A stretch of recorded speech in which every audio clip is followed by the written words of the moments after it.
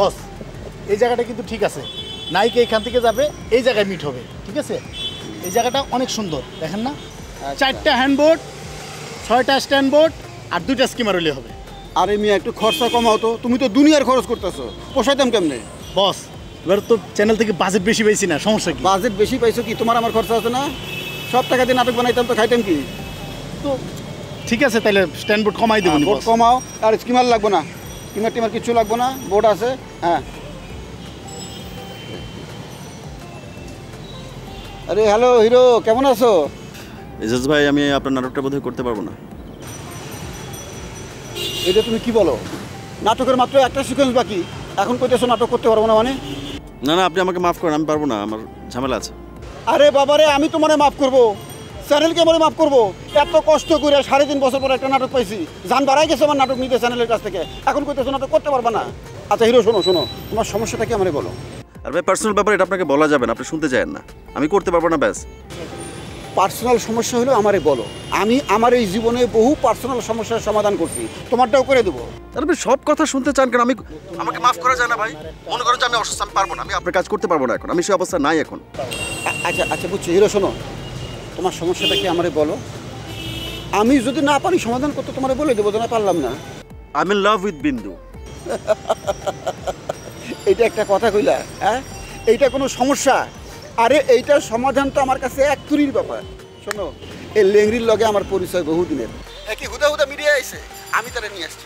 তুমি যা কইবা, যেমনি কইবা, আমি তোমার এই কথা দিতেছি তেমনি কাজ হইব।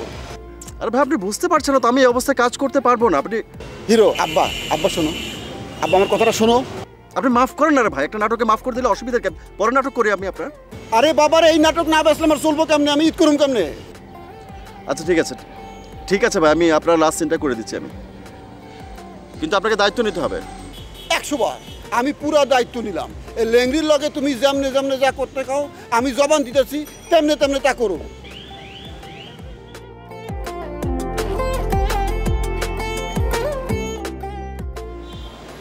শোনো, একটু নাস্তা নিয়ে আসো তো, নাস্তা নিয়ে আসো।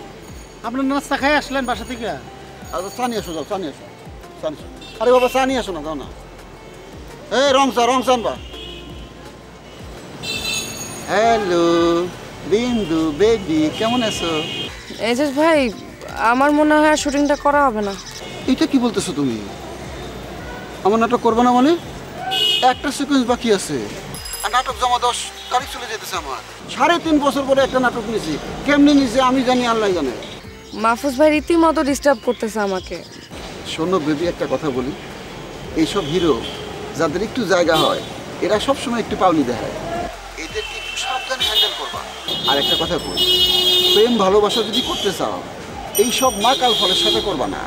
হিরোরা হইতেছে গিয়ে মাকাল ফল। প্রেম করবা ক্রিয়েটিভ লোকজনের সঙ্গে হচ্ছে। হ্যাঁ, ক্রিয়েটিভ লোক অলওয়েজ ক্রিয়েটিভ, তাদের সব কিছুর মধ্যে একটা আনন্দ পাবা, মজা পাবা, ক্রিয়েশন পাবা। আর শোনো, আরেকটা কথা বলি ভাই, আমি কিন্তু সিরিয়াস। আরে তুমি আমার নাটকটা শেষ করে নাও, তারপরে দেখো তোমার পজিশন কই যায় আর ওই হিরো মাহফুজের পজিশন কই যায়।